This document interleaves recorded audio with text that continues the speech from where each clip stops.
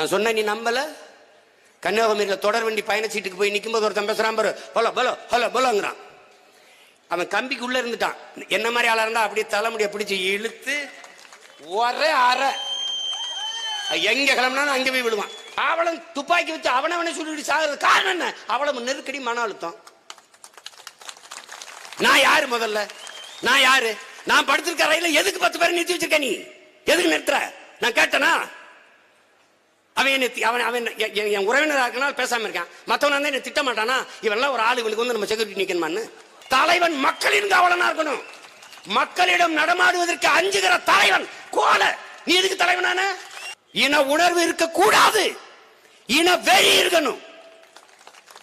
இல்லை என்றால் நீங்கள் ஆளப்படுவீர்கள், ஒருபோதும் ஆள மாட்டீர்கள் என்கிற என்னத்தையோ பேசிக்கிட்டு அலையிற. இப்படிதான் இந்தி படிச்சா வேலை கிடைக்கும், இந்தி படிச்சா வேலை கிடைக்கும். எங்க என்ன வட இந்தியாவில் நான் நம்பினேன். இந்தி படிச்சா வேலை எங்க கிடைக்குது? கடைசியா தமிழ்நாட்டில் 2 கோடி பேர் வந்து இறங்கிட்டு இருக்கான். என்ன வேலை? சோன் பப்படி சொட்டு வித்துக்கிட்டு சென்ட்ரிங் வேலை பார்த்துக்கிட்டு இங்க ஜவுளி கடையில் எல்லா கடையிலையும் எல்லா இடங்களையும் வந்து நின்றுட்டான். நான் சொன்ன நீ நம்பல. கன்னியாகுமரியில் தொடர் வண்டி பயணச்சீட்டுக்கு போய் நிற்கும்போது ஒருத்தன் பேசுறான் பாரு, பலோ பலோ ஹலோ பலோங்கிறான். அவன் கம்பிக்குள்ள இருந்துட்டான். என்ன மாதிரி ஆளா இருந்தா அப்படியே தலைமுடிய பிடிச்சி இழுத்து ஒரே அரை எங்க கிளம்புனா அங்கே போய் விடுவான். வன்முறையை அவர் தூண்டி விட்டார். அதனாலதான் இந்திக்காரருக்கும் தமிழர்களுக்கும் சண்டை நடக்குது. தம்பி, என்ன தம்பி, நான் தூண்டி விட்டா ஒரு வகை இறங்க முடியாது தம்பி, இறங்க முடியாது.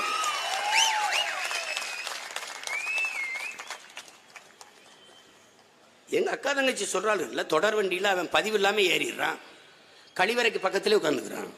எங்க பிள்ளைய போக முடியல. கை குழந்தையோட பயணிக்கிற என் தங்கச்சி புள்ள அழுகுது, குழந்தை மாற திறந்து பால் கொடுக்க முடியல, பார்த்துக்கிட்டே இருக்கான். என்ன சொல்ற? கம்பியை பிடிச்சி இழுத்துறாளுங்க, சங்கலியை பிடிச்சவுடன் தொடர் வண்டி நின்றுது.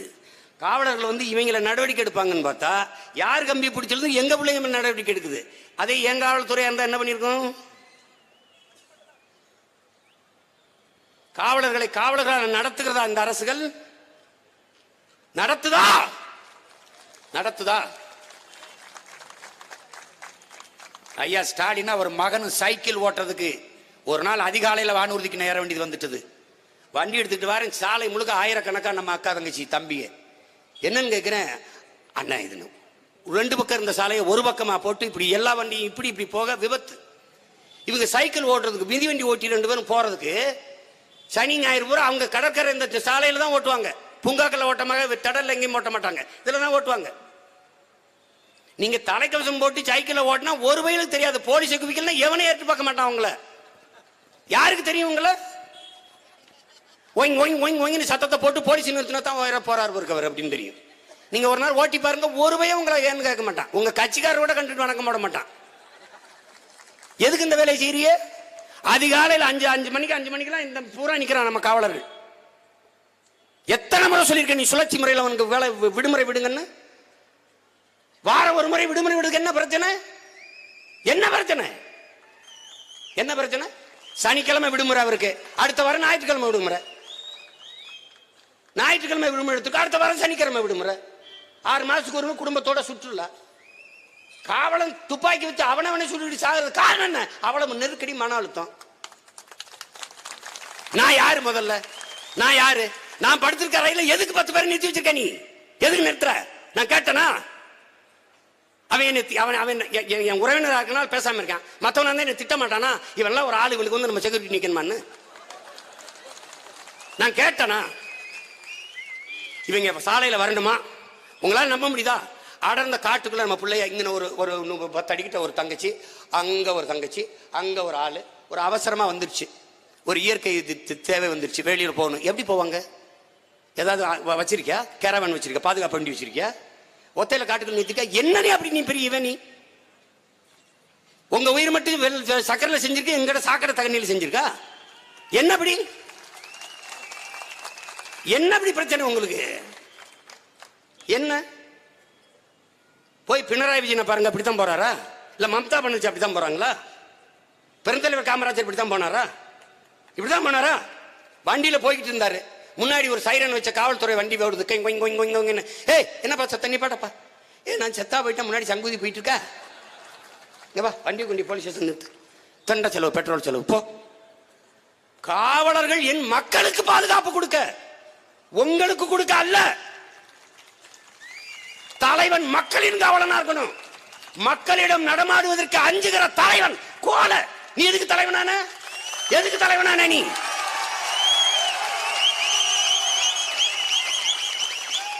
சொந்த நாட்டு மக்களையே பார்க்க அஞ்சுகிற நீங்கள் எதற்கு தலைவனாரீர்கள்? என்ன கொடுமை பாருங்க இதெல்லாம். பிள்ளைகளை போட்டு சாலையில நிறுத்தி நிறுத்தி நிறுத்தி நிறுத்தி வெயில்ல, ஏப்ரல் மாதமா இருந்தாலும் மே மாதமா இருந்தாலும் மழையா இருந்தாலும் வெயிலா இருந்தாலும் அவன் நிக்கணும். திடீர்னு அவனுக்கு சிறுநீர் கழிக்கணும். எங்க போவான்? எங்க போவான்? அவன் சாப்பிட்டானான்னு கேட்கறது இல்ல, அவன் ஒண்ணும் கேட்கறது இல்ல. பாரு என்னுடைய ஆட்சி காலத்தில் காவலர்கள் எப்படி போற்றப்படுகிறார்கள் பாரு. நீ காவல்துறை மக்களின் நண்பன் எழுதி வைக்கிறார். காவலர்கள் எங்கள் ஆட்சி காலத்தில் தான் உண்மையிலேயே காவலர்கள் மக்களின் நண்பர்களாக இருப்பார்கள். உங்களுக்கு தெரியுமா என் அன்பு உடன் பிறந்தார்களே? உங்களுக்கு தெரியுமா ராணுவ வீரனுக்கு 2 மாதம் விடுப்பு இருக்கு. இந்த நாட்டில் நீதிபதிகளுக்கு 2 மாதம் விடுப்பு இருக்கு. நீதிமன்றங்கள் மூடப்படுது. எந்த வழக்கா இருந்தாலும், அவசர வழக்கா இருந்தாலும் கிடப்பில் போடப்படுது. ஆனால் விடுமுறையே இல்லாத ஒரு துறை காவல்துறை மட்டும்தான். சாதாரண ஒரு தொழிற்சாலை, ஒரு சின்ன வேலை, ஐஸ் விக்கிறவன், பானி பிரிக்கிற அவனுக்கு கூட சங்கம் இருக்கு. ஆனா காவல்துறைக்கு என்று பாதுகாக்க ஒரு சங்கம் இல்ல, உரிமை கேட்க சங்கம் இல்ல.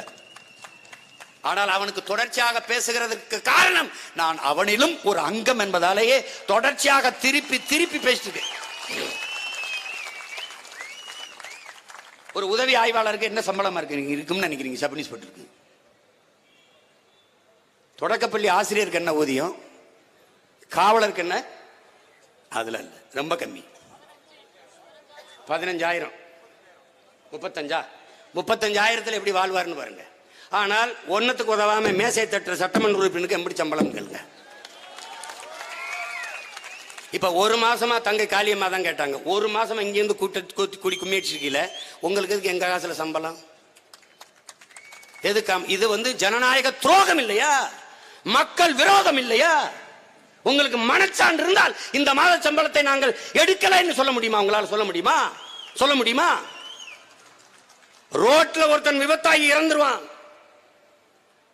ஆயிரக்கணக்கான பேர், லட்சக்கணக்கான பேர் அந்த பிணத்தை பார்க்காமல் கடந்து போவீர்கள். உன் அப்பாவா இருக்கலாம், உன் அண்ணனா இருக்கலாம், உன் மாமனா இருக்கலாம், உன் மைத்துனரா இருக்கலாம், உன் நண்பனா இருக்கலாம், கடந்து போவ.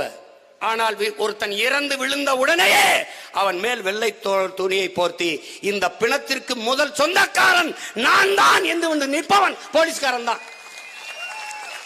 அத கவனத்தில் வச்சுக்கணும். அப்படிதான் நீ பார்க்கணும். உனக்கு தீபாவளி இருக்கு, அவனுக்கு இல்ல. உனக்கு பொங்கல் இருக்கு, அவர்களுக்கு இல்ல. உனக்கு கிறிஸ்துமஸ் இருக்கு, அவர்களுக்கு இல்ல. உனக்கு ரம்ஜான் இருக்கு, பண்டிகைகள் இருக்கு, விழாக்கள் இருக்கு, இல்ல. நீ கோயில் திருவிழா கொண்டாடுவ, அங்கேயும் வந்து உங்களோட நிக்கணும் பாதுகாப்பு. நீ பட்டாசு வெடிப்ப, பத்திரமா வெடின்னு உன் பக்கத்தில் நிக்கணும். நீ பொங்கல் வைப்ப, அவன் வீட்டுல பொங்க வைக்க முடியாது. அவன் நீ பொங்க வைக்கிறதுன்னு உன் கூட நிக்கணும். இன்னும் பத்தாக்குறைக்கு இந்த இளவெடுத்து செத்து போனா கூட போயிட்டே இருக்கணும். அதனால நான் தயவு கூர்ந்து காவல்துறை அதிகாரிகளை நான் கெஞ்சி கேட்டுக்கிறேன், எனக்கு பாதுகாப்பு தராதிங்க, எனக்கு கூச்சமா இருக்கு, வராதிங்க. அப்படியே ஒருவேளை தாக்கி நான் செத்தா செத்துட்டு போறேன், பிரச்சனை இல்லை, விட்டு. எனக்கு என் தம்பி தங்கச்சியில விட பாதுகாப்பு உலகத்தில் ஒண்ணும் கிடையாது.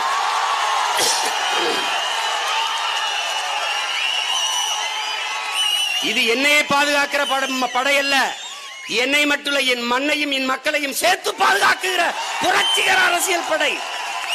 இது பிரபாகரன் பிள்ளைகளின் படை.